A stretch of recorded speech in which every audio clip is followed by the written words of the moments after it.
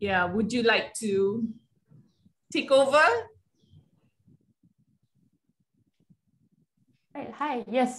Thanks, Priya. And hi, everyone. My name is Jia. So you've met our colleague Rohan here already. Today, you have more new faces from Easy Consulting that I think, like Priya mentioned earlier, if some of you came in earlier, a bit closer to the profile and bio data. You didn't have to say that. Of majority in the room. Okay.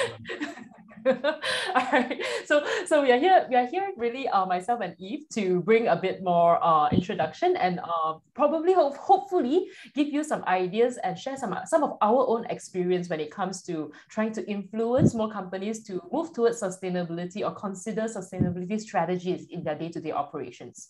So as I understand from Priya, Charis, and the team, that everyone here today is really on an impact project where you're looking to come up with innovative solutions and ideas of how the case study companies that you're working with can move better towards sustainability and impact.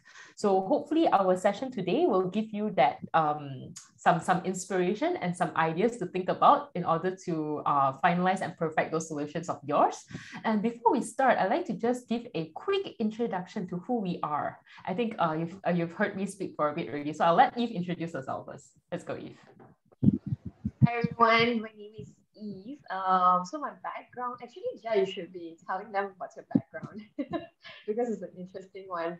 Yeah. So my background is in accounting and finance. But I decided to not do accounting and finance because I find people more interesting than numbers.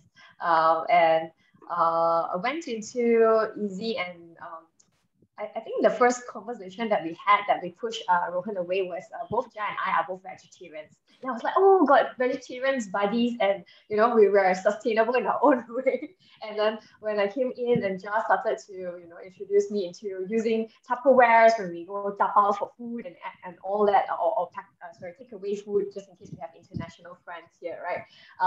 And I think that is the whole culture of Easy in its essence, not just the solutions that we provide to our clients, but in our day-to-day lives, right? And we're trying to brainwash Rohan to eat more vegetables, and I think we're quite successful. I would say 80% ganja, 80%.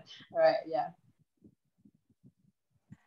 Thanks, Eve. And yes, like Eve said, yes, we are both vegetarians. Not lifelong. I say actually pretty recent, within the past couple of years only. And as Eve said, it is a partly out of personal reasons, but another I would say sustainability reason would be for the climate and also the environment in terms of the energy costs of meat-based product and plant-based product. If those who are interested, you can look it up. It might be related to your impact project as well.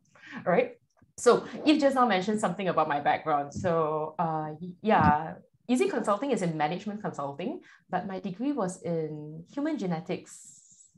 Yes. So I am living proof that you don't have to study and work the same thing. All right. So yeah, I did human genetics really out of interest. Very blessed to have parents who support my interests. And then on my third year, I realized I needed human beings. I needed people more than labs and test tubes, right? So while I really loved the knowledge and experience I gained through that science degree, I decided to go into a master's for business because at that time I knew nothing about business. To me, business is like I pay money, I get what I want. That from the consumer side of things, I know nothing about. I never took any accounting classes. I never took any econs. I was I was clueless when it comes to how businesses operate. All I know is businesses are a place where I get what I need for my life. Full stop. Right? But how they work and things like that, I never really thought about it. So after I realized that I don't want to be in science field, I'm like, okay, you know what? I better take a 1 year sort of like entrance masters in international business management. And there was a course, a particular module, just like how you guys are right now in university. In this particular module that you are in, I got introduced to the topic of role of businesses in society. What is the role of businesses in society? Is it there to drive economic growth? Or what is the role of society, role of businesses? So that's when the words of CSR, sustainability came into my sphere of knowledge. Before that, They were words in the dictionary. But after that, I got to realize that, hey, there's so much more that we can do. And that's how we found, I found the companies, Easy Consulting People Systems, the group. And here we are today, a small little group of people, not truly experts or profession, professors or scientists, but really a group of people who share the same heart and the passion to try and make the world a better place. It sounds cliche, right? But what we're trying to find is, how can we make businesses more impactful, more sustainable? Because businesses can impact so much more than the economy. It can impact their employees, it can impact their own clients, it can impact their environment. So without further ado, I'd like to just jump straight into our topic for today, all right? The topic for today that I'd like to share with everybody here, all right, would be how to make companies more willing to adopt sustainable strategies. Okay, so our style here today, we are, like I said, there's a reason why I left science, right? I like people, which means I love human interaction. So feel free to, put your questions live as we are talking into the chat box. We will address them as we go along, or even unmute yourself and just interject and make it a two-way conversation. Let's learn together. And that's what we have to do. All right. So we are here today to share with you how to make companies more willing to adopt sustainability strategies. The idea is, sweetening sustainability. Make it sweet. All right. Make more companies out there find the golden reason of why they should move into it and move into it with passion. However, there's a problem. Not many companies, all right, are fully committed into it. They may say so, all right, they may want to do it, but there is difficulty. There's a problem. And let's look at what that problem is in the reality that companies face in the first place. All right. So the realities face part of what they are worried about day to day, especially with the current, since COVID-19 came about, all right, they're worried about profitability, survival, all right, world as they knew it ended. Every day, go in the office, I have meetings, world as we knew it, the business sense ended. Suddenly, everybody had to stay in their homes, right? My business cannot run. My people, my frontliners cannot go and do the services, cannot do the manufacturing work that I need them to do, all right? How can I survive? If I cannot survive today, I have no energy. I got no desire to think about long term. It's just like, if I cannot feed myself today, am I going to think about what I'm going to eat next week? No, all right? So businesses are focused on my profits of currently, my survival right now. Am I successful now or not? All right. And also, everything else is become secondary or exists. Like, for example, even my planning, some companies call it long-term planning. They will plan for the long term, but in terms of action, they will still focus on the now. All right. This is the reality. And because, with COVID, right now, whether it's an endemic, whether now we are having our third dose, our legislation with regards to whether we can go into office, cannot go into office, everything is so blurred, uncertain. So with all this uncertainty, companies can only focus on right now. All right. Next thing, other than profitability and survival, the next problem is mindsets. All right. So if you look at large companies in Malaysia, not just Malaysia, globally, all right, the leaders of these companies, generally, on average, most of the leaders, all right, most of the top decision makers, all right, are leaders of different, more often than not, more traditional mindsets, or more, I would say, bringing experience from a different era or different way of doing things, right? So back then, the focus was on growth, because at that time, resources were aplenty. Forests were everywhere. Endangered species, not so much of a problem, right? As population grew, as the problem became, climate change became more severe, the leaders of companies are still looking at the world from a lens of 20 years ago, or 30 years ago, 40 years ago. So their decision-making is, again, based on this more traditional or sometimes even archaic kind of background or approach in terms of making decisions. Right? So that is a problem. We will have young people like you guys today, all right, even in university, already thinking about impact, already thinking about, when I buy this piece of clothing, do I really need it? Not just because, should I spend money, all right, but the impact on the environment as when I involve myself in fast fashion, so on and so forth. right? So the younger generation are, I think the term in the US are more woke. There's a term, more woke, right? Okay. All right. Compared to the leaders, more business leaders in the giant organizations or this kind of multinational companies. So mindsets is a thing that they need to shift. And as most of you know, I myself growing up, me and my parents got generation gap kan. So you have a generation gap with you yourself and your parents, same thing. All right. In organizations, there is that mindset shift that you need to move into. It's just like you and your parents. How can we shift mindsets of our own mindsets with our parents' mindsets so that we and parents can become friends and speak the same language? So this is what is happening in the workplace as well. Exactly the same. Right.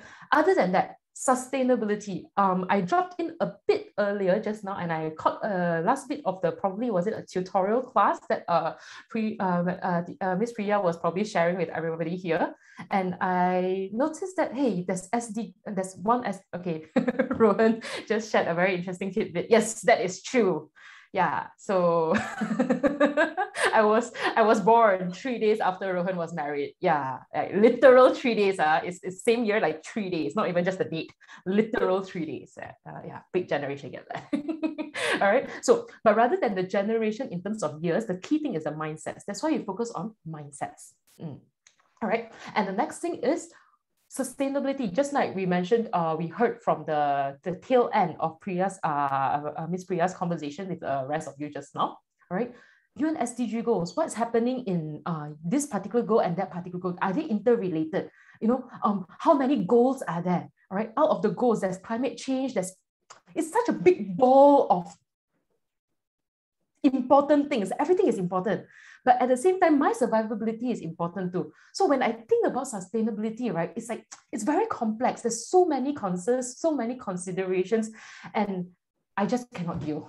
I cannot breathe, right? So when it comes to sustainability, these are the key 3 problems. People are focused on now, the mindset, whether they think it's important, and even those who think it's important or want to do it, start talking about sustainability. Wow, it's so complex, it's so complicated, I don't understand.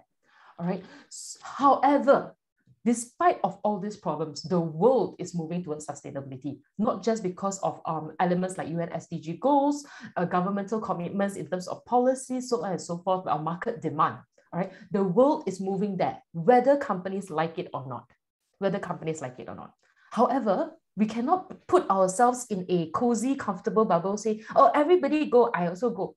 And, you know, all is bright and rosy. All companies talk about sustainability. So 100%, they will be committed towards sustainability. That is true. They want to move, but these problems are still very real.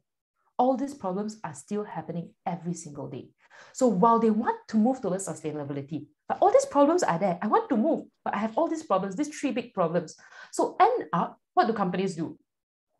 They end up doing this. Can anybody guess what this picture is all about? Greenwashing. Exactly. They end up doing greenwashing. Thanks, Jovita.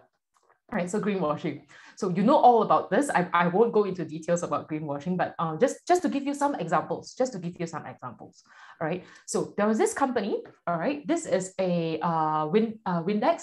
They're a cleaning company. They provide cleaning supplies. So as you can see here, it looks like grass to me. Greenwashing. All right, okay. So just like Windex here. So as you can see here on their bottle, what they wrote here, introducing the first ever 100% recycled ocean plastic bottle. So what they're saying is this particular bottle itself, all right, is 100% recycled ocean plastic. Wow, as a consumer, what are you thinking? Have you guys studied this? Right. About greenwashing? Or probably even this, have you heard of this particular case from Windex? Nope. All right, new. Okay. All right. Okay. Thank you. I'm giving you some new information. All right. Okay. So greenwashing. For those who are not familiar with it, I'll take it a bit slower as well and introduce to you what it is. So coming back to Windex, if you as a consumer, all right, you go into the supermarket, you need to buy cleaning supplies, and you're looking at the different types of cleaning supplies, and then you see this brand, Windex, And you see on their packaging, it says here 100% recycled ocean plastic bottle. What is going through your brain right now? What are you thinking right now about this particular brand and its bottle? Is it a good brand compared to another brand that does not have this recycled one? Onisha, yes. The bottle is made of biodegradable. Not really. Biodegradable is slightly different. Biodegradable means the material itself can degrade at a rate that is faster, and also using biological components to degrade or decompose it faster. So over here, what it talks about, oh, thank you, Kim. The first thought is, wow, very environmental friendly. I can consider supporting this company. And Onisha said, yeah, it's better than other products without this label. Exactly. So because companies know, consumers nowadays, right, they want to feel like they're supporting a meaningful brand, or they want to buy something that is more responsible, conscious and responsible buying. That's why they'll do this kind of things. 100% recycled ocean plastic bottle to create an image or company image. You might not have heard of Windex before, but you see this word, 100% recycled ocean plastic bottle. In your mind, you're thinking, wow, this company, they will go out into the sea and find all this floating rubbish, the floating plastic bottles, all the plastic components, they'll clean up the ocean, and from that rubbish they take from the ocean, they will make these bottles, and by buying this bottle, I'm actually helping to clean the ocean. So that is what's going through your mind right now, right? Okay, but like this, Onisha, is this company cheating? So what happened was in the year about 2019, 2020, all right, there were some companies or environmental groups, Packaging 360, Owen Rosenberg, you can actually do a quick Google on this. What they found was this packaging is actually misleading. The company did not go into the sea to bring out the plastics and make the bottle. Instead, what this company does is this plastic packaging, they will look to places, the trash centers, like when you throw a rubbish will be brought over to a dump site, right? So dump site where they will be either burned or landfills, whatever it may be, those dump centers, before they are treated as landfill or burned as waste. Okay, what this company Windex does is they will go to those dump sites and collect the plastics back. And they will go to specifically dump sites where the dump sites will send those plastics into the ocean as trash.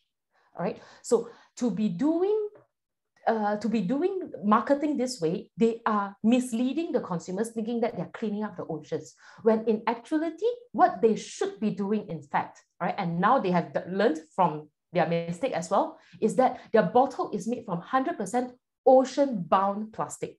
That means the plastic that is used to make this bottle has not gone into the ocean yet. It's just ocean bound. So this company, they are preventing plastic from entering the ocean. They are not actively going into the ocean to clean it up. All right. So I would say it's still a responsible act. It's still an eco-friendly compared to creating plastic from scratch, right? So it is still slightly better than the normal plastic. However, misrepresentation. This is also considered greenwashing. Mind games with words. Exactly. They're trying to go and maximize the value because their concern is not about being honest or truthful. Their concern is how can I make all the consumers feel like I want to buy my product, because they're still thinking about profitability. All right. So next thing, another example. So all of us know this brand. All right. Until today, I have learned it from somebody who actually worked in the company, and again, I forgot. IKEA, is that correct? Okay, anyway, let's call it IKEA, the Malaysian way of pronouncing it, okay? All right, so IKEA. So this is a screenshot that I just took from their website. Does someone know the correct pronunciation? Can you teach it to me? Hold on. Spray hand because I don't like it. Okay, all right. So this is a screenshot from the. All right. Sorry, Jia, I just muted everyone so that you would be you can carry on. No problem, no problem. Thanks. All right. So this is what they announced on their website, that in 2020, the company's business has reached the goal in securing all their wood. So IKEA, a company that does furniture, and a lot of their furniture is made of wood, right? So they're saying that their wood is from more sustainable sources instead of cutting down virgin forests. They're using sustainable forests, which includes a certified or recycled wood, right? This was their announcement, and currently it's still out on their website as well. However, in the same year itself, a group of companies called Earthside found that their beechwood chairs, this is a kind of wood, beechwood is kind of wood, their chairs is actually sourced from the forest of Ukraine, all right? The forest itself. So they are not recycled wood. They're going to the forest, cutting down the trees to make these chairs. All right. And this forest itself is a home actually to a lot of endangered animals, such as bears, bisons, lynxes, wolves. And by cutting down the forest, they're actually damaging the entire biodiversity and the ecosystem. So this is what's happening on the ground. But on their website, what a beautiful statement. All right. So this is greenwashing. Saying one thing, but doing something differently. All right. So that's IKEA. And another quick story that I like to show you, all right, it's just like in the automotive industry. Again, consumers want to have that responsible feeling, like what everybody said just now when you saw that bottle of cleaning detergent.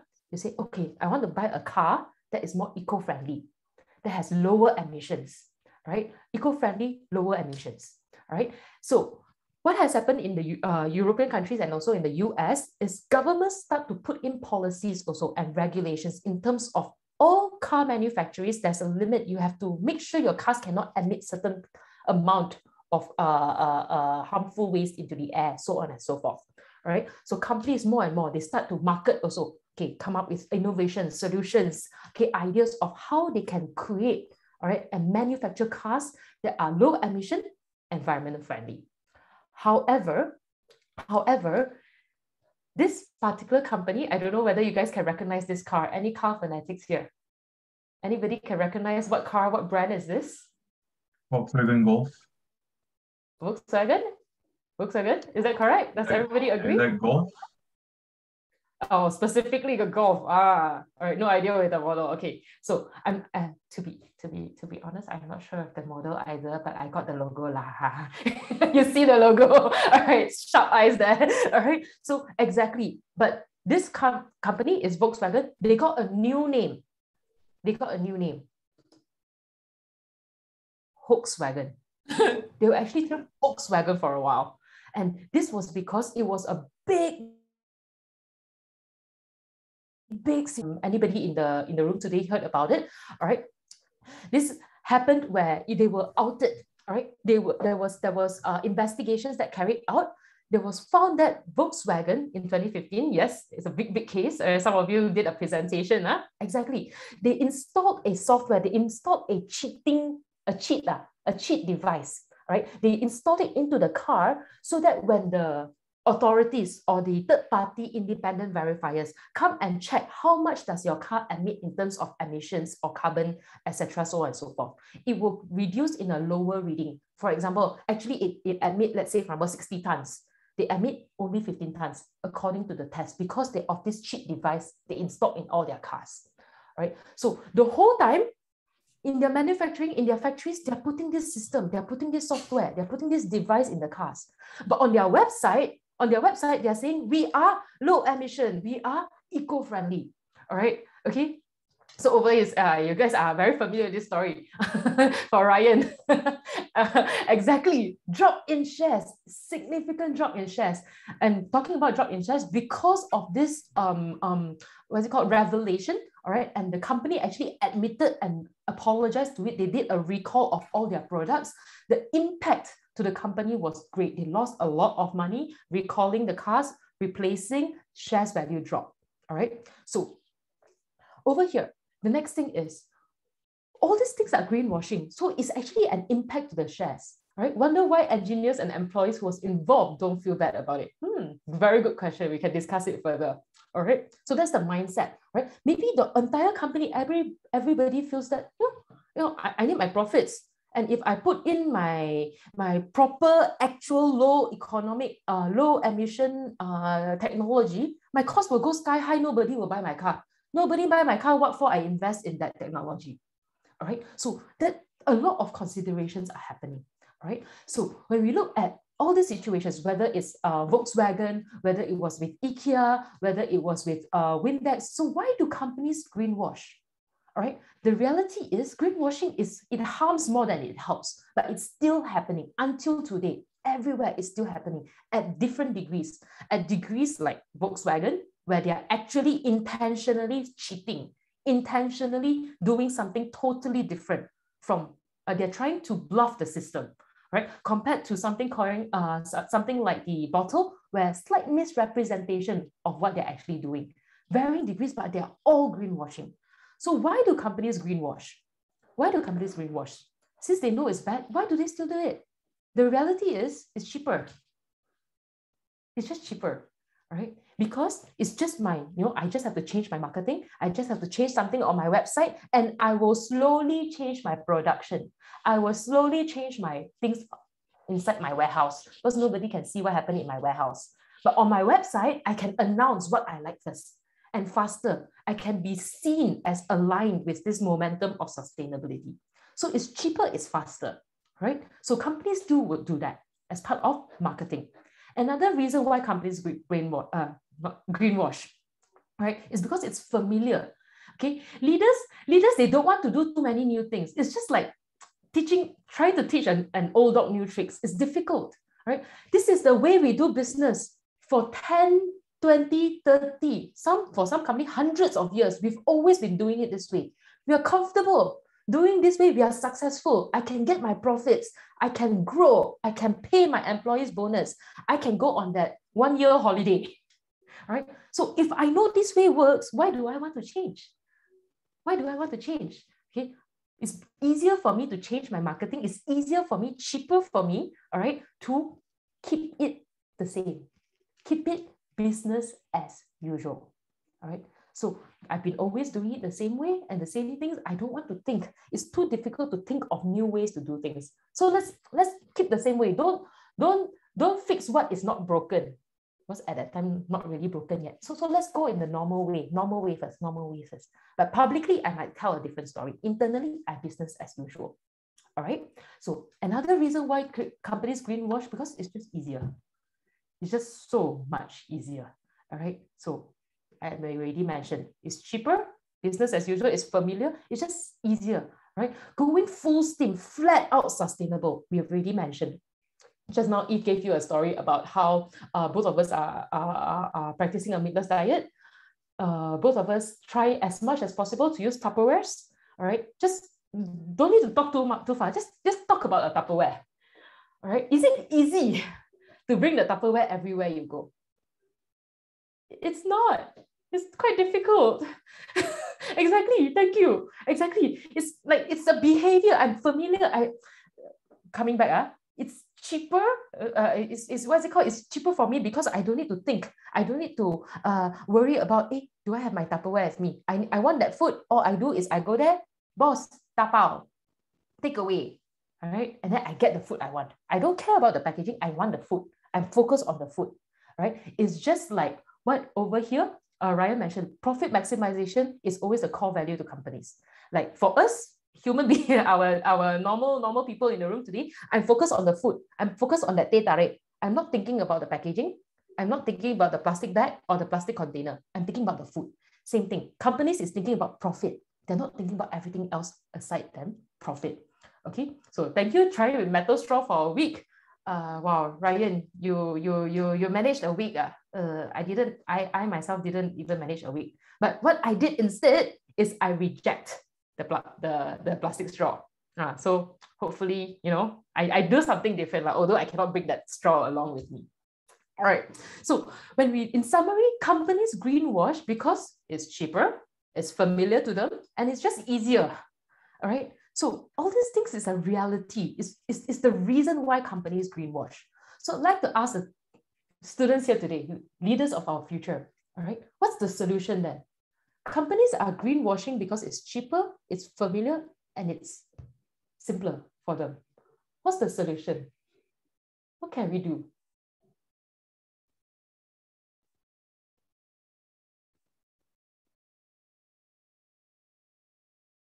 Other than greenwashing? Yeah, they shouldn't be greenwashing. So greenwashing is a problem, all right? They will actually, if you're thinking about profit maximization in the long term, like Volkswagen, they will lose their market share. They will lose customers. They will lose trust in their market, right? And they defeat themselves in the very thing that they wanted to do, which was profit maximization, right? So let me tell you the reality. Okay, this is a bit like a business when you're doing sales, right? When you're doing marketing, know your customer, right? So all of us here today, in your impact projects, you are trying to pitch an idea, right? You're trying to pitch a solution. You're trying to sell an idea or sell a solution to the case company that you're talking to.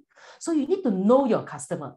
And now we're telling you your customer would prefer to greenwash because it's cheaper, familiar, and simpler. Or they don't want to go into sustainability because it's cheaper, familiar, and simpler. So what you do, you make sustainability strategies cheaper, familiar, simpler. Same thing. Focus on what your customer wants. Your customer want to greenwash? No, they don't want to greenwash. What they want is they want to be cheaper, familiar, simpler. They don't want to greenwash. Nobody wakes up from their sleep and say, today I'm going to greenwash. They don't do that.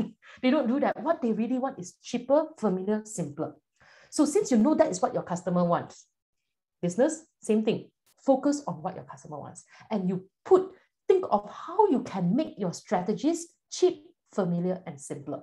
All right. So when it comes into solutioning, I am not the best person to introduce them to you. Right. I'll bring up the brain in our team.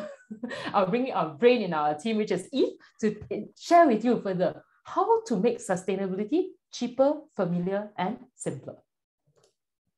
Thanks, everyone. Before I proceed, anyone has questions about just solution just now, the 3 tips? So that's the main 3 tips, right? So you must be thinking this must be some inception. How can we give them what they want and address it in a sustainable manner? I just want to how to say, share a quick story when I first met Ja and Rohan actually. Ja and Rohan asked me this question: Eve, what do you think about sustainability? What is sustainability to you? So, and how does sustainability link back to business? And I told them, I think I remember that my answer. I told them it's interconnected. It cannot be independent of each other. Because sustainability, basically, I think one of Easy's tagline is sustainability is where we want to make business sustain for the long term. So now the companies want to address profitability, right? So maybe these are the companies that say, okay, profit is our key. Currently, but we need to survive right now, right? So what you want to help them see is how can sustainability bring them profits, right? And I think maybe some of you guys have learned this in your tutorials and everything. Do you have, oh, sorry, let me just put the chat so that I can see all of you if you guys type in. Have you, can you prove to them, okay, how can your solutions bring them profit in the long run, if not in the short term? So that is what is going to help them see the value of, sustainability strategies. And I think some of this you may be familiar with already. There's a research actually, there's a study from Oxford and I don't know how to pronounce this, Arabesque Partners, right? There's this study that actually proves that sustainability in the long run actually brings down cost of capital. So does your solutions actually bring down cost of capital? Can you help your clients see? You guys here, right? When you guys are coming up with solutions, you're supposed to show the way. Okay, show the light to help them see, okay, this is actually going to be helpful to me in the long run. All right, so let me share a little story later after I conclude this. Remind me of that story, okay? And then the second thing is, okay, operational performance has improved because of ESG, okay? This study actually shows that companies with sustainability initiatives actually improve their operational performance and their share price performance increase. And maybe some of you here knows that there is this ESG indicator or ESG investing, right? That a lot of investors are looking into. So if Your companies, so you listen to the companies and what they want to hear. Are these part of your company's priorities in terms of profitability? If it is, how can my solutions bring them this? How can my solutions bring them profitability? And I think Jia has also mentioned just now that, customer will pay more. Customer will pay more, but if you're greenwashing, are you backfire? But one of the problems is also having a good indicator to measure their success. Maybe, Onisha, this is something that you can bring out during the Q&A session that we can address. What is a good measurement? It's a good tool. If you're able to link the sustainability to the profits, any measurements directly or indirectly linked and explain well, that would be a very, very key win already for your clients, for the companies that you're developing the solutions with. It could be in terms of sales, if it's a sustainable product, all right? 35% would pay 25% more than the original price. So I think one of the companies that we've worked with before, let me just share a little bit. So we've worked with them on not a sustainability project, yeah, guys. They wanted to see how they can improve their profits. Okay, but through a project with us, what we realized was actually there was a demand. There was a demand for an environmental friendly product that their R&D company didn't know. That the R&D company didn't know. So through that I would say, I think it was a business related strategy workshop with them. They realized, oh, actually we can create this environmental friendly product, and as a result of that, their sales actually increased. So that is a true, I think, story from our side in terms of experience. And of course, 7% would pay 50% more, 5% would pay 100% more. But the key is here, okay? The key is here. Who is willing to pay more? Actually, all of you guys here. So I can just do a quick survey right now. Who would be willing to pay more for more sustainable products, right? You can say yes or no in the chat, okay? So that is something that the Gen Z would definitely pay more. But okay, who are the pay masters in the future? Okay, it's actually you guys. Okay, so make sure that you guys actually you're the voice, and you will be driving what is out in the market, the products, all right? So, and that is one element, depending on, of course, the companies that you guys are developing the solutions with. That is something that you can think of. How can we link back to maybe sales? How can we link back to profitability? Yes, because sustainable brands will pay higher price, and the value chain is better, source resources more responsibly. Very nice, Jorita. And also, you realize when you are sourcing resources more responsibility, what goes down? It could be your cost, right? It could be your cost in the long run, right? So that is something that you can consider as part of your solution positioning. So how do we package this, right?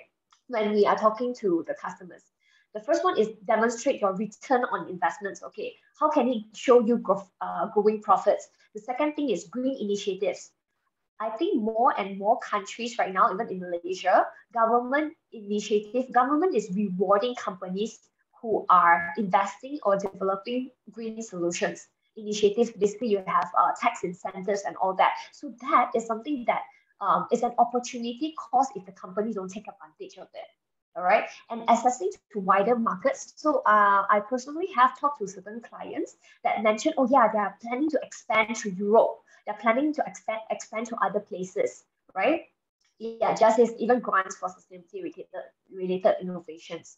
So access to wider markets in terms of Europe. When I was talking to them, oh, that means is that the reason why you're looking into more sustainability initiatives?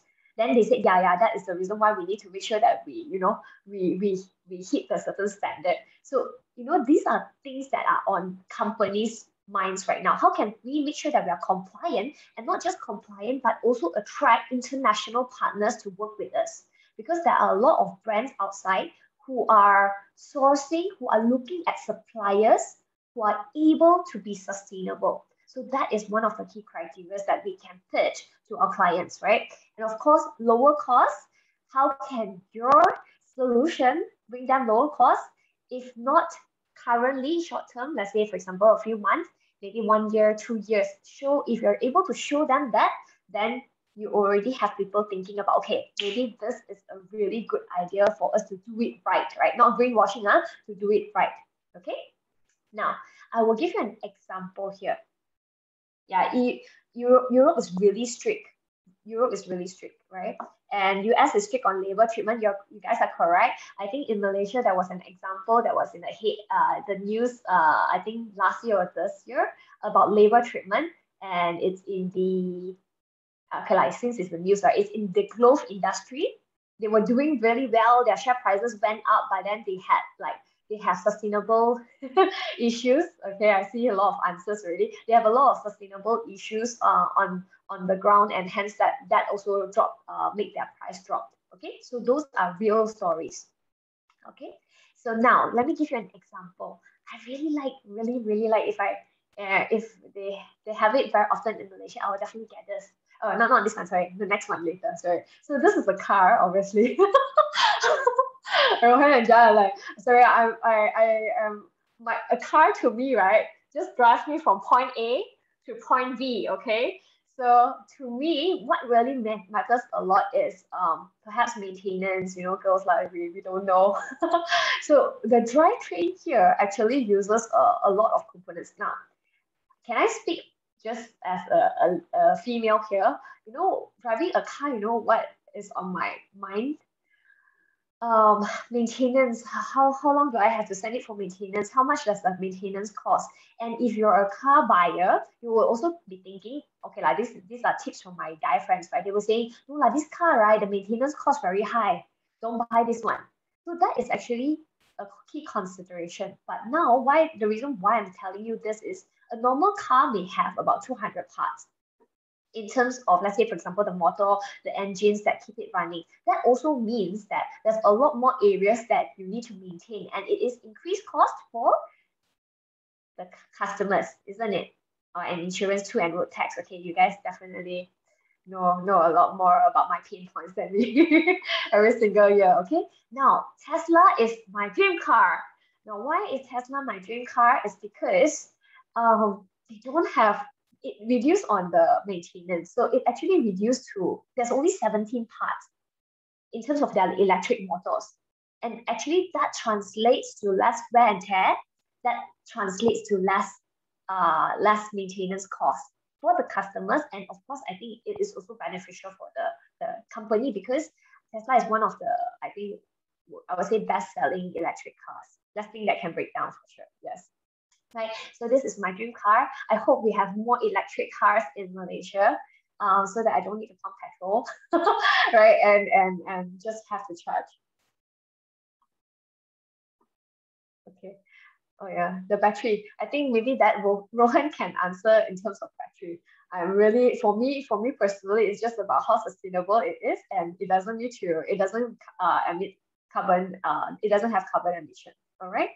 Okay, so this is an example that I can give you in terms of how they are sustainable in their solutions that actually drive sales, right? That actually drive sales and profitability for the company. All right.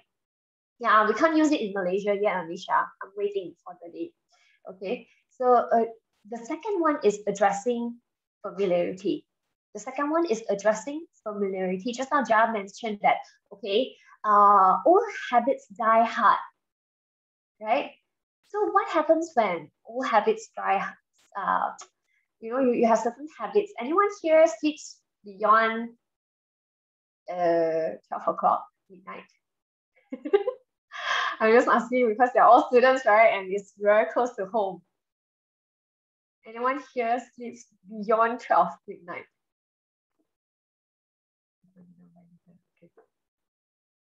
Maybe I'm sharing in the group chat.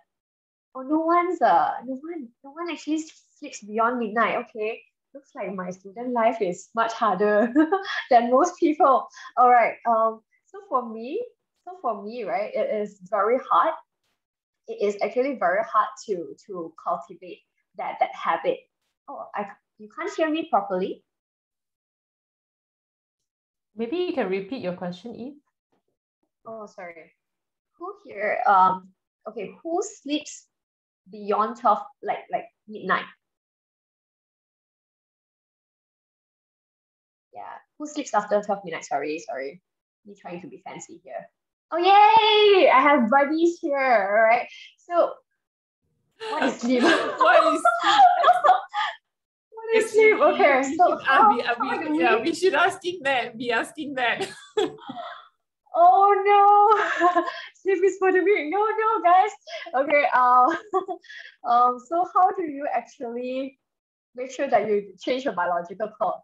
Either a lot of people are nagging you, or you keep hearing, or literally just pull it all like that. I feel you. So how I change things around is when there's a couple of people nagging me, and what I did was I get myself familiar with people who sleeps early, who are not night owls, okay?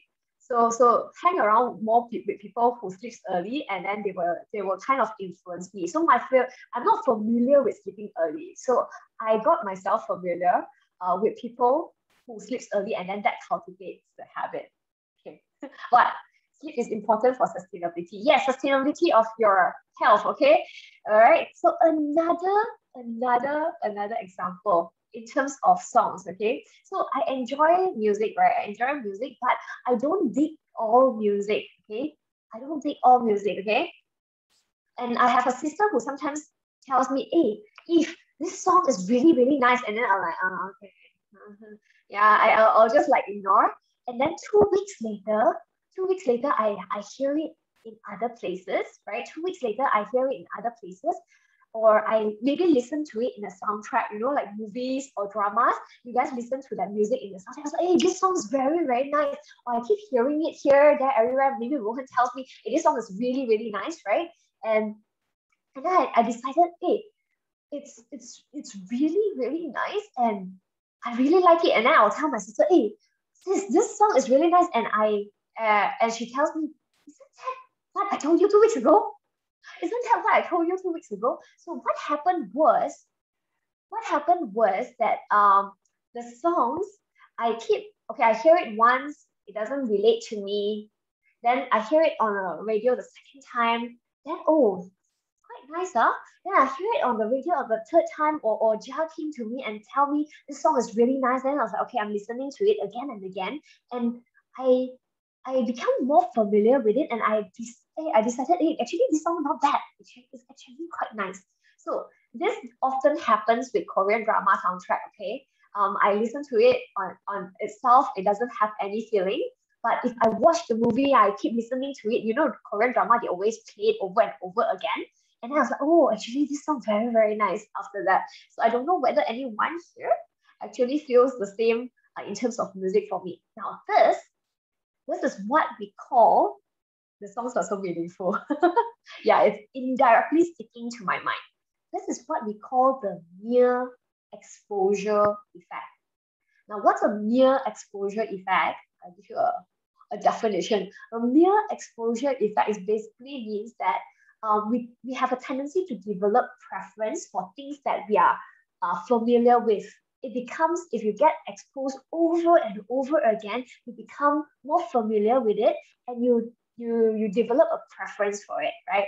It's similar to, let's say, for example, you're a Korean. Okay. Right. So let's say, for example, I just give a Malaysian example first, or maybe Ryan, you can tell me what's a Korean snack that you miss a lot in Korea. Because in Malaysia, if they go overseas like the UK, Malaysia will often bring something, which is the fast food, and it's always the Maggi Mee brand. Now, is it because like UK food is not good? It's actually not because UK food is not good. It's actually because this is something that I'm very familiar with. If all else fail, I still have this, right? Yeah, homestay. So speak. All right. So this is something that you are familiar with, and hence that's why you decided to stick to it. Right? That's the reason why you stick to it. So let me just give you an illustration of this, okay? An illustration. Oh, sorry. The animation didn't come out right.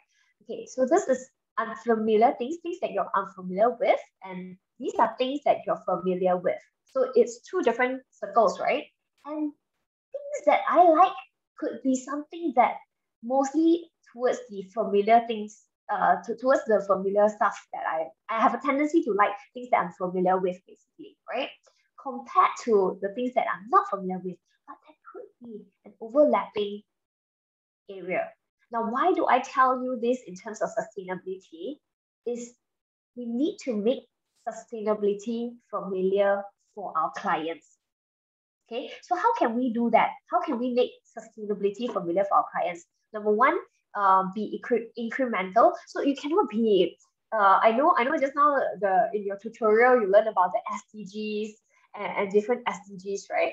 But most of the time, businesses, they may or may not know all these things. So if you talk about sustainability, you talk about UN SDGs goals and how we should, they might be very overwhelmed. So be incremental, take it step by step. Okay, you need to take baby steps to for them to be more familiar with sustainability, and also pace the process, right? So I think an author and teacher called Idris Shah, correct me if I'm wrong in the pronunciation, Idris Shah, what he said was enlightenment must come little by little, otherwise it will be very overwhelming, right? And most of the time when we, Jan and I and Wuhan, we talk to our clients, we see where is their level of familiarity with sustainability, and we talk in their language first. We talk in their language, right? Once they are familiar with, let's say, for example, okay, profitability will be able to, sustain the business for long term, and let's say, for example, employees motivation and giving trainings to employees will be able to increase productivity. So if they're familiar with that kind of language, then we can bring it up a step, right? We can bring it up a step to UN SDGs goal, to human rights, and all the good stuff that you guys have learned. Okay, right? And of course, commend the progress, praise them. You guys like praises, right?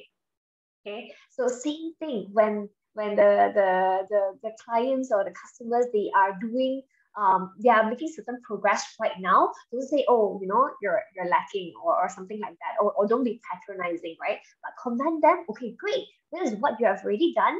Now what we can do is we can go up to a certain level, go up a higher level, and bring your sustainability standards to here. All right, so that is something that you can do. And of course, keep an eye on the price. Where is your end goal for this particular client and this particular customer, these sustainability solutions that you want to give to them?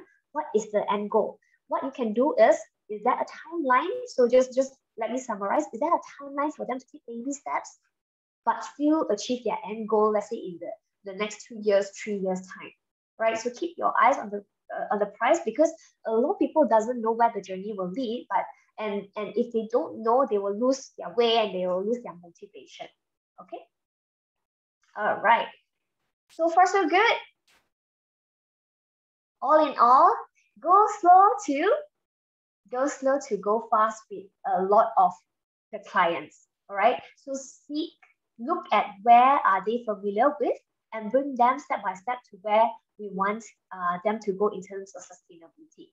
Now, the third one is addressing simpleness. So they said, okay, greenwashing is simple, sustainability seems so complicated, right? Sustainability seems like it's like a whole ball game together. So what we do is we need to make things sustainability simple for them. Just to give you a context of what we mean by this, okay, actually simple things are harder than complex things. I'm just going to let that sink in. Simple things can be harder than complex things because you need to keep your mind really clear. This sounds very wrong, sorry. You need to keep your mind clean and make things simple. So, and this quote is actually mentioned by someone. And anyone know who gave this quote? Who said this? Sorry. Now I give a silhouette. Anyone can guess who said this?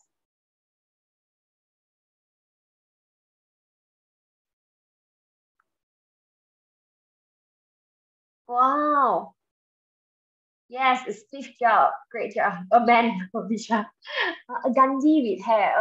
Okay. The the right person, the right person is Steve Jobs. So Steve Jobs says this, and if you look at Apple products, they revolve around simplicity. So I give you an example of the first Mac, right? The first Mac, it's designed with curved edges. Now, why is it designed with curved edges? It's so that it's easy for people to just take it and go. So that, if it's flat edges, it's very hard to lift the laptop up and then, move away, right? So yeah, it's the beginning trend of minimalism.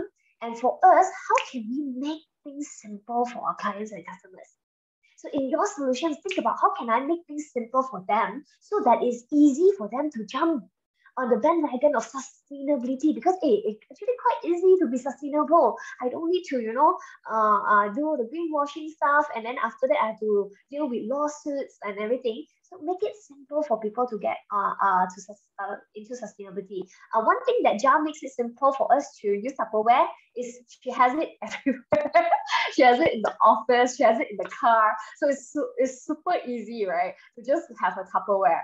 Okay, I think Rohan does the same as well. Okay, now how can we make sustainability simple is, okay, we decide again on what is critical for them. Okay, we decide on what is critical. Let's say, for example, is it currently, what is the conversation for the clients? Is it profitability? Is it, they really currently right now need to meet the compliance for pollution, right? Or is it renewable in energy that they're looking into? Or is it like, employee practices that is humane and making sure that everyone has equal opportunity in the company? So what is critical for them right now? And then look at what is simple. Now, what is simple is, think about this, what is quick wins and the low-hanging fruit for them? What can we make sure that we have quick wins?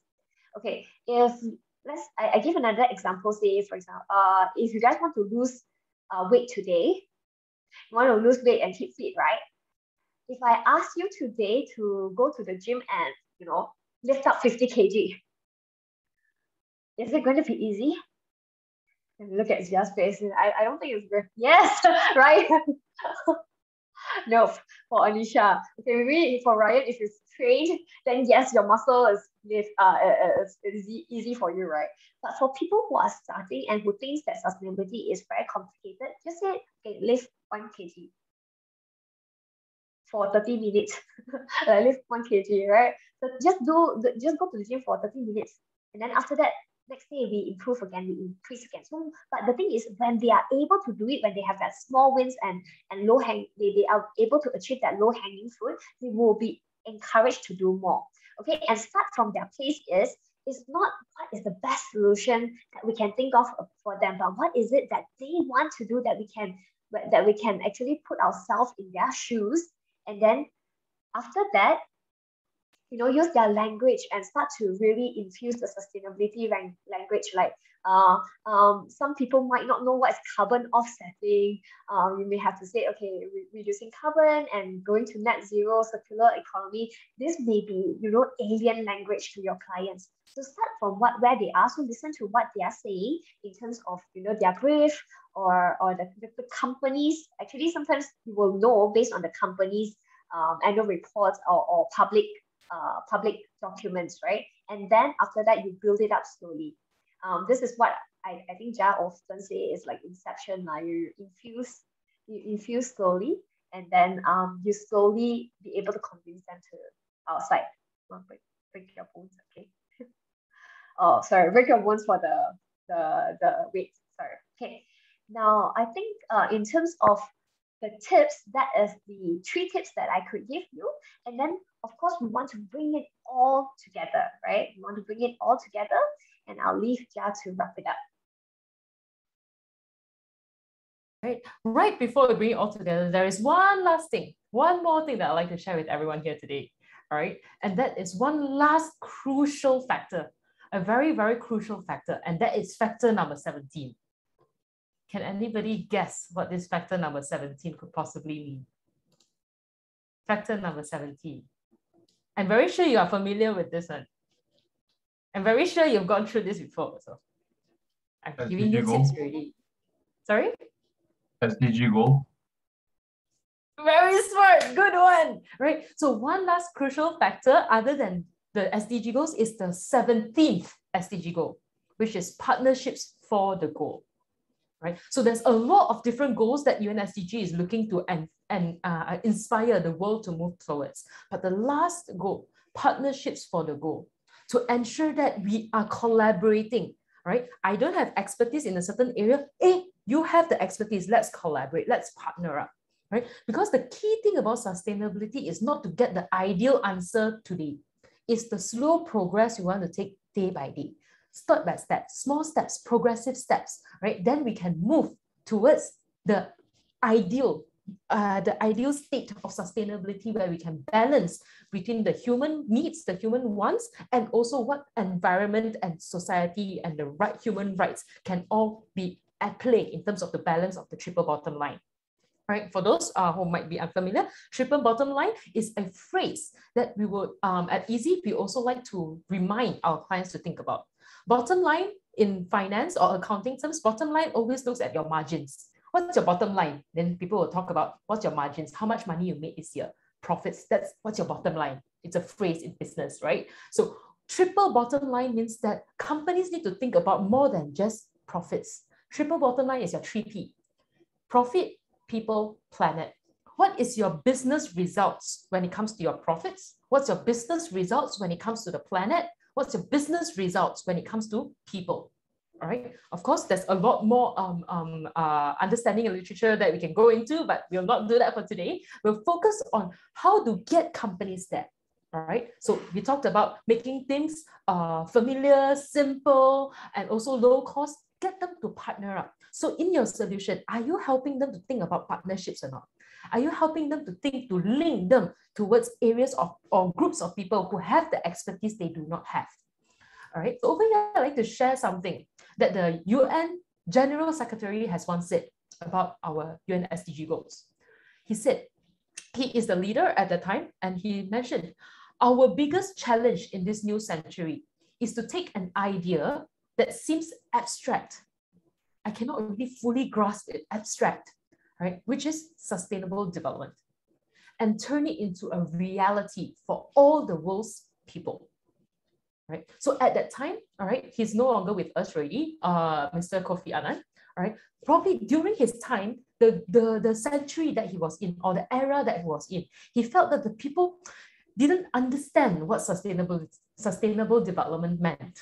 Or, you know, it's so abstract, people cannot feel it, people don't understand it. And it's the biggest challenge of the people then in the era to make it to a reality. But now we have progressed. It is now our job, each and every one of us, whether as students, whether we will enter the workforce later on as consumers, as we buy our nasi lemaks and our char kway teows every day, all right?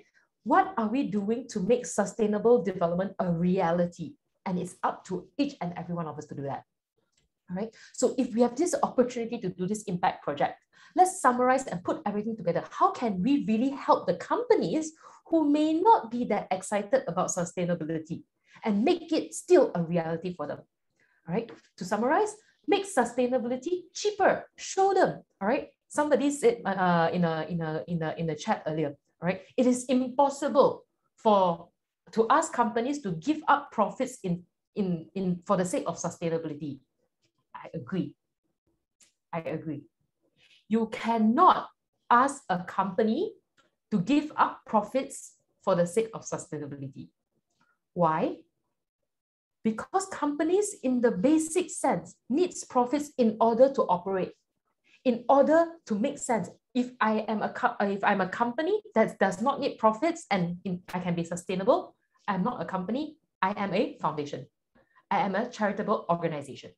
So our challenge here is, how can we make sustainability, how can we make companies understand that sustainability can bring profits for the long run?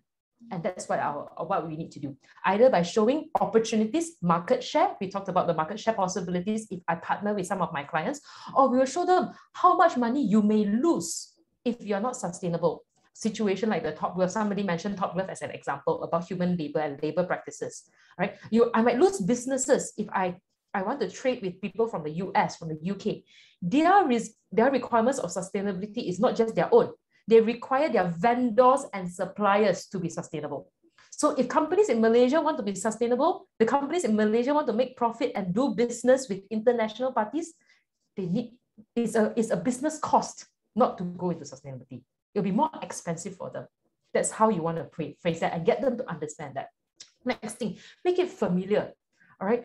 Small steps, incremental steps. All right. Start with what they're familiar with first. Start with their language, what they understand. They don't understand carbon offsetting. Okay, talk about cost. Talk about ringgit and cents. Talk about what they understand. Move from what they are familiar with. Or even better yet, don't try to move a big innovative idea. Just now we mentioned, if I'm unfamiliar with something, I've never heard that song before. Have to bring Tupperware. In Malaysia, there's a term, I'm not sure if everybody knows this, mafan. Right? Mafan, very mafan lah. Okay, it's actually a Chinese word, a Mandarin word, a Mandarin word, and very mafan means it's very troublesome. It's very troublesome everywhere to go to do something new because you are feeling it's troublesome because it's unfamiliar to you. It's something new to you. All right. So when we are dealing with our companies, we start with they're familiar with this. Remember the circles that Eve showed you? I'm familiar with this. I'm not familiar with this. So instead of giving them an idea that is over here, give them an idea that's closer to what they're familiar with first. So that they can slowly, like I listened to your idea one time, I listened to a similar idea another time, and slowly, their familiar circle will get bigger and bigger. That's what we want them to do. All right. And then next is how to make things simpler. All right. Tell them, recognize them. I don't need the best solution. Somebody asked just now, to the movement from diesel engines, all right, the combustible engines, the typical fuel, fossil fuel car engines, all right, and companies are moving towards electrical vehicles. And somebody asked, are the batteries sustainable in terms of the disposal and the manufacturing of the battery? All right, is it truly better or not? Is it a better solution or is it a better option? Is it really more sustainable? Very good questions. Very good questions. At the same time, however, while we find answers to the questions, we also want to think, are we trying to get progress here or are we trying to get ultimate solution? The reality is ultimate sustainable solution is a very far-reaching goal. And it's very difficult for companies to go there. But if you want companies to slowly take the baby steps, one step, I start with, first of all, recycling the papers in my office. I never used to do that. Everything throw into the rubbish bin. Everything throw into landfills. What's it called? Burnt as trash. Right? But now I start to recycle the papers in my office. Baby steps to say, oh, that's very good. Okay, from papers in my office, can I also encourage my vendors when I interact with them? The vendors also start that recycling. I include my vendors. I include my customers. I look into the entire value chain of my supply chain and see how can I make the one simple concept, recycling, integrated into the entire supply chain of my business, my entire process flow of how I do my business. Start small, start simple, all right? And last but not least, partner.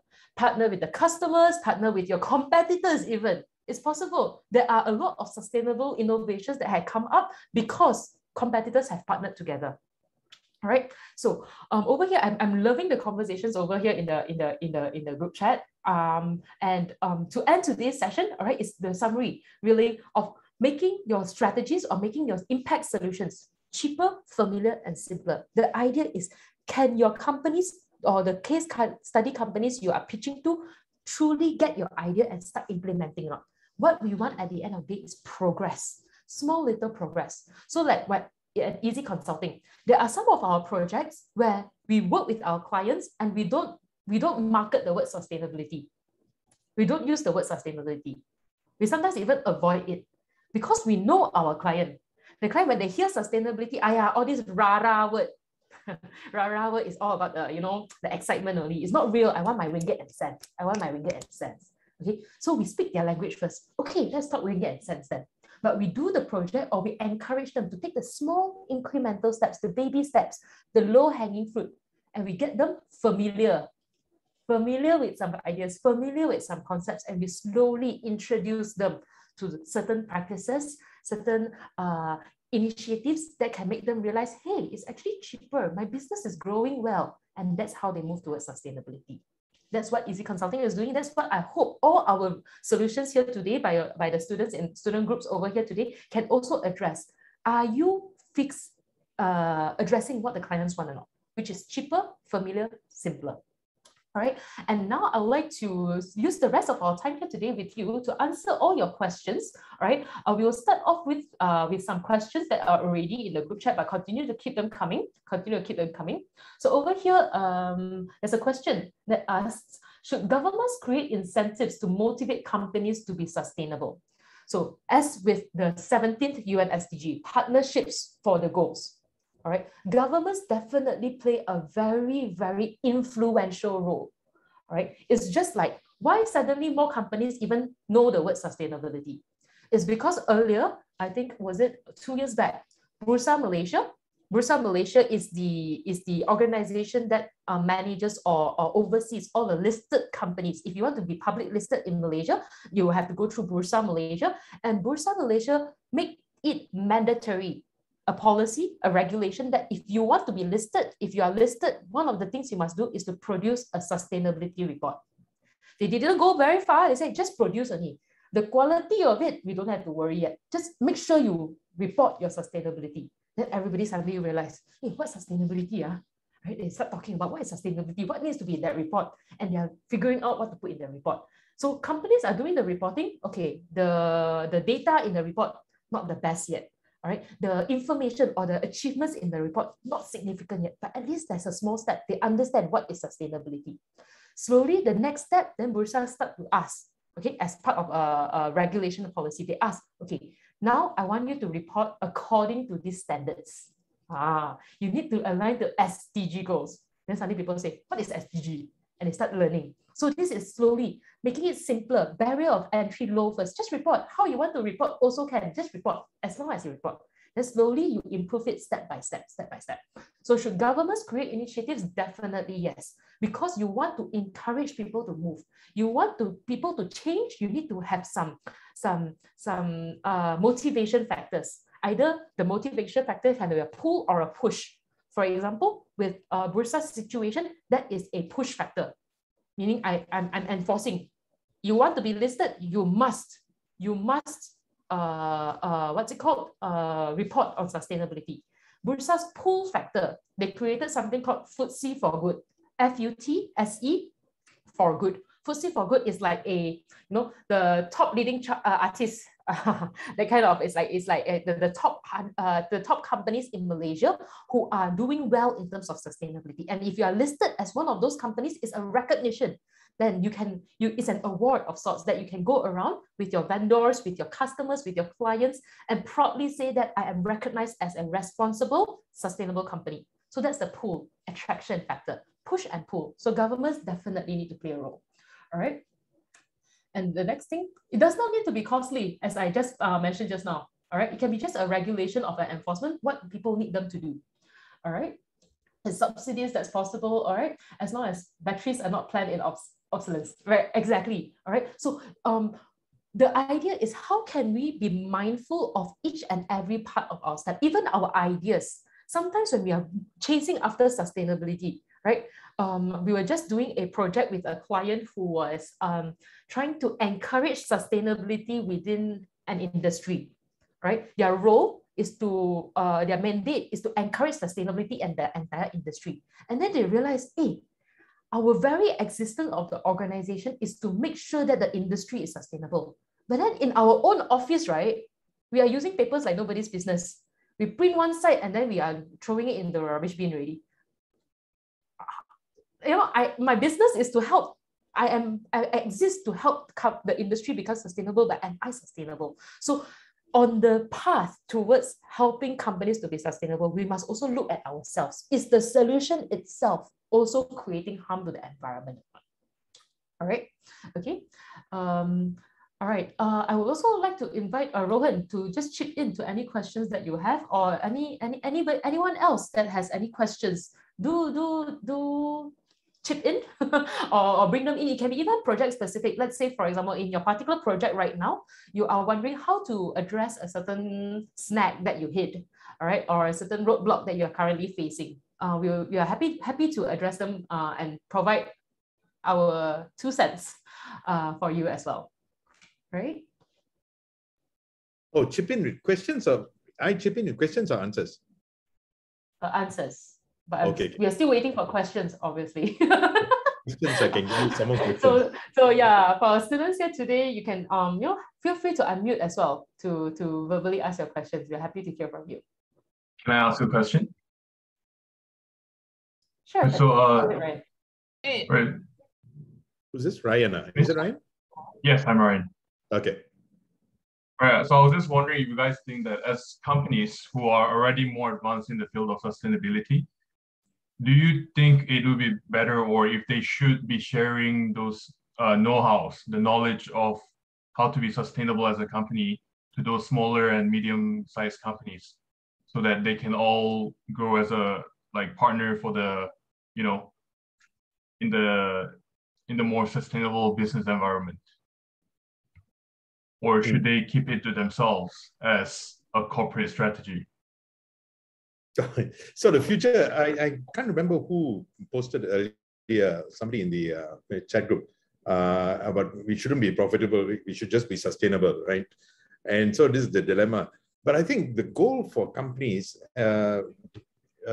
we are running this company ourselves, is to be profitable so that the world can be sustainable. I think if we think like that, it's a little bit more of a magnanimous approach to this. So if you want to do that, when you talk about partnership with organizations just now that we're talking about in number 17, that's the whole idea. If a company is doing well, they must share with other people how to do well. And to be fair, I think a lot of companies are doing that. Some of the clients we're engaging with, they are doing that and there's a lot of chatter going on the internet space when they're doing that. Now, the reason they are doing that could be, again, you might wonder, okay, am I doing it to get more visibility so that people like me and all? It doesn't matter. It doesn't matter. As long as it pushes the agenda, the sustainability agenda, and it keeps them profitable so that they can survive to keep on making this planet sustainable. It's a tricky balancing act. But the short answer, yes. Are people doing it? Yes, more than they used to before. And I think that's the way forward. I think if they don't do it, they can't survive because they have to get ideas from other people also. They have to get collaboration with others. Yeah? Good one, Not Ryan. only that, as part of being sustainable itself is also to include those SMEs that you mentioned, to create an ecosystem. For example, if some of you may have heard of this case study, fair trade goods. Fair trade goods. For example, Lipton tea. For example, Lipton tea. So Lipton tea, they are brands of tea leaves, right? But what they do as part of their sustainability is they do own plantations, but they also source tea leaves from independent farmers as well.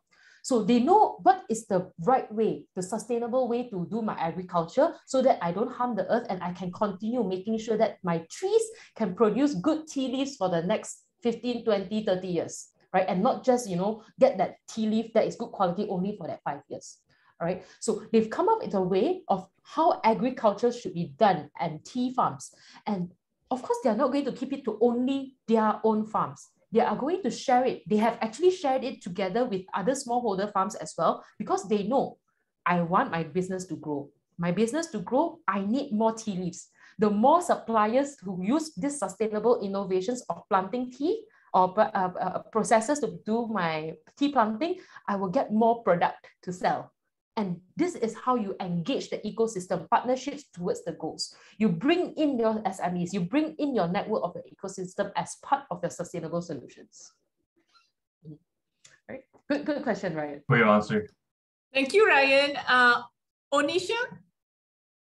She's raised her hand. Hi, everyone. Yes.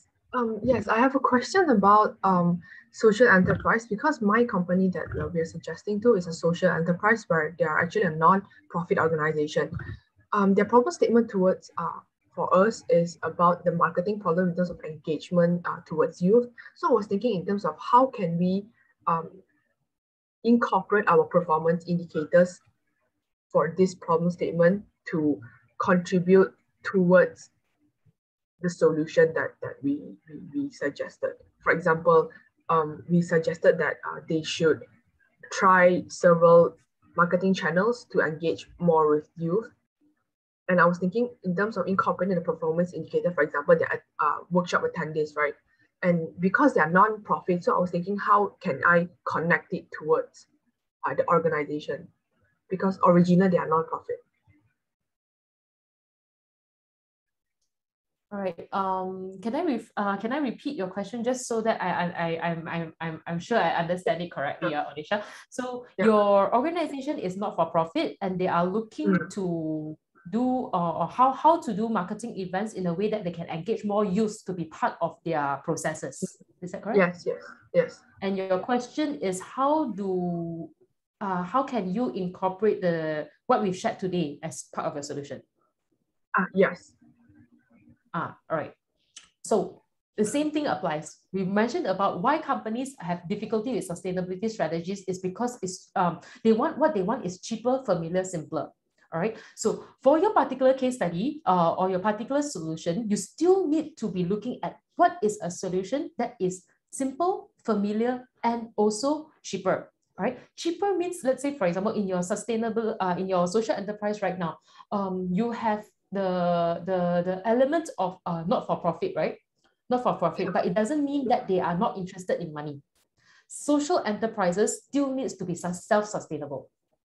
That's the key difference between a social enterprise and an NGO. They need to be self-sustainable. It does not mean that they are not interested in money. Non-for-profit just means that they are not looking to put money into their bank account to generate interest or for the long run. All right. So they are still looking to get that money. They're still looking to get that money. And one of the things you can link is, especially if you're a social enterprise, you can link the purpose. So social enterprise exists because of a purpose. How can you link that purpose to more audiences? But I think Jovita wants that's not exactly what you want, right, Jovita? Is that right? Onisha. Oh, is it Onisha? Was it you? Yeah. Yes, Rohan. Yep, it's me. Oh, is just responding to what you want? Yes, it does actually. Okay, because I thought I heard you interrupting. Okay. All right. Sorry. Okay. Yeah. And all right. So go ahead. The purpose of the audience, of their target audience, basically.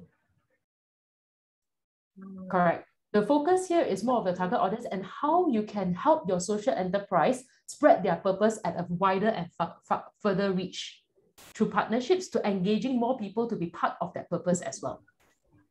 And the same thing, those people who are not already in love with the purpose of your social enterprise, how to sell the idea to them, again, is thinking about familiar, cheaper, simpler. So familiar, cheaper, simpler, these three things is not just applicable to companies, it's applicable to individuals as well. Coming back to the example of Tupperwares, bringing Tupperwares around, all right? What is a cheaper, simpler, familiar solution or way of proposing an idea so that, you can achieve the waste reduction for that particular individual? I can also give an example, sorry. Sorry to interrupt. I think one of the social enterprise in Malaysia that was done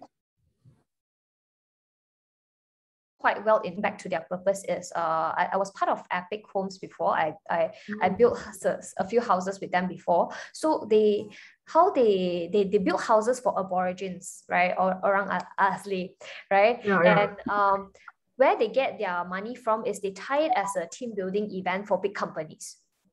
So they have two problems actually when I was with them. One is, okay, how do we be sustainable? How do we get the money to continue doing this? Because building houses cost a lot of money.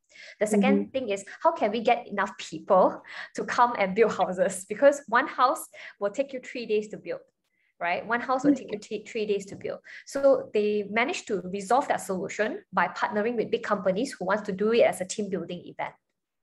So who is funding it? The companies are funding it to this cause, and they get human capital is also funded by the company. Exactly. So you kind of kill two birds with one stone lah. and they also get to achieve their purpose of building that house. Thanks, Eve, and thanks, Jia. Okay, we have the last person, Jovita, here.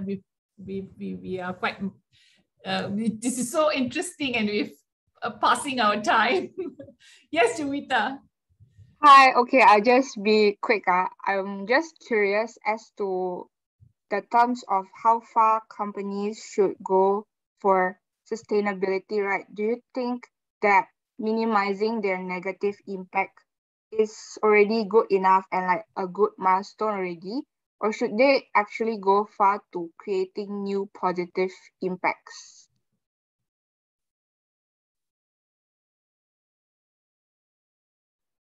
Who wants to? Pooja? Eve? Yeah? I can answer this in a way. We had a conversation with one of our clients recently, and you actually even UN SDGs, you are given more credits to prevent negative impacts first. So something that maybe you guys can also look it up, preservation of forests, you get more points versus if you plant trees. So reducing your negative impact will actually be better than creating the positive impact. Also, I think in terms of magnitude lah. So you can create positive impact, but if the magnitude of your negative impact is way more than your positive impact, then technically your if you guys calculate, right, then you're at a negative in total. Does that make sense, Jorita? Yep. I understand what you mean. Yeah. So then maybe Jia and Rohan can add on if they have other inputs. But generally, I think it's mitigating and minimizing your impact first. Then after that, think about, okay, what other positive impacts can we do as an organization? I'm curious, Jovita. Thank you, Eve. That's fantastic. So that's the timeline, the priority of what you do. But Jovita, why do you ask that question? I was just curious as to thinking about it, right? Because mostly, of course, companies would think of minimizing the negative impacts that they are creating first before ever venturing to the ideas of making a new positive impact, I guess. Yeah.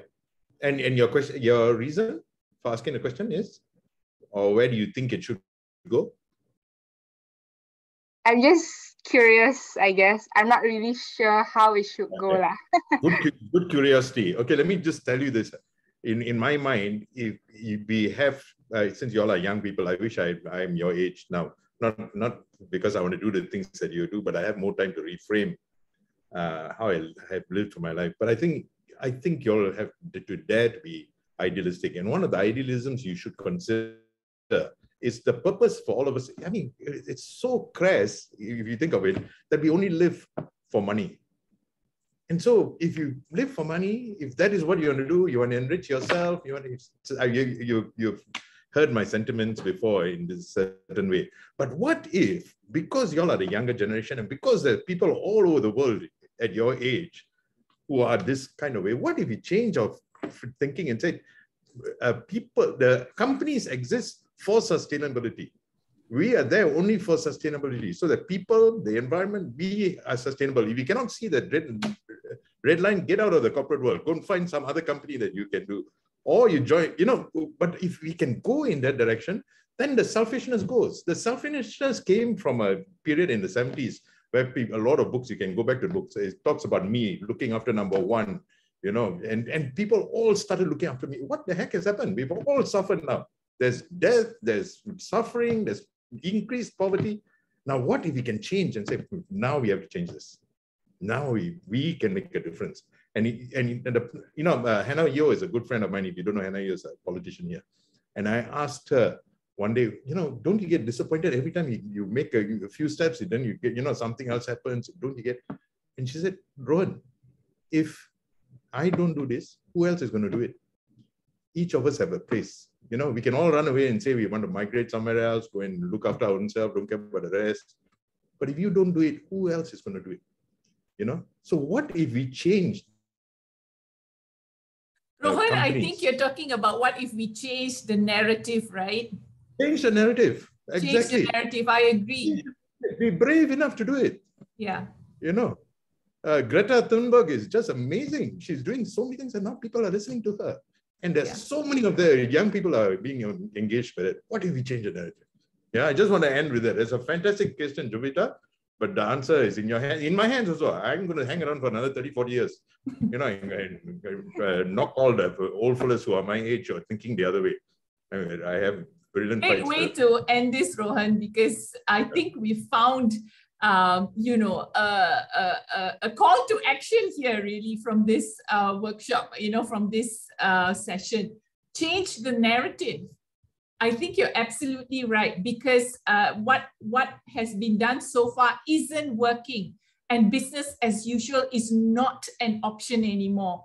So why not change the narrative and see where that takes us? Thank you very much for this session. Eve, Jia, and Rohan, I think we all thought that it was really breaking it down into what should be done, what the call of action should be. And like what you said earlier, you know, simplicity actually takes more work. It is about breaking it down, and it requires thought, it requires energy, it requires you know, really absorbing what's happening around and bringing it into simplicity. And it's not as easy as the word simplicity. So I listened intently to the entire session from Jia, from Eve, and from you, Rohan, and I think it is very useful for all the projects that are being done here. And you know, I'm glad that we've recorded it so you can actually use it and see how you can provide solutions for your own projects. So thank you very much. Maybe students, you want to, you know, switch on your cameras and we could take a group picture. This is really something to remember, I feel. Thank you for having us. Oh, thank you for doing this. Great fun. Everyone switch on your, you know, then we can take a picture. That'd be great. So Eve and Jia, I think Rohan has seen a lot of our students. So this is who you've been, you know, speaking to. Hi. Good to put faces onto the voices and the chat box comments. Yeah. So as some of you have heard, we are still working from home. So yeah, every day I see Eve and Rohan. So get to see new faces is very important for us. Would anybody else like to switch on their?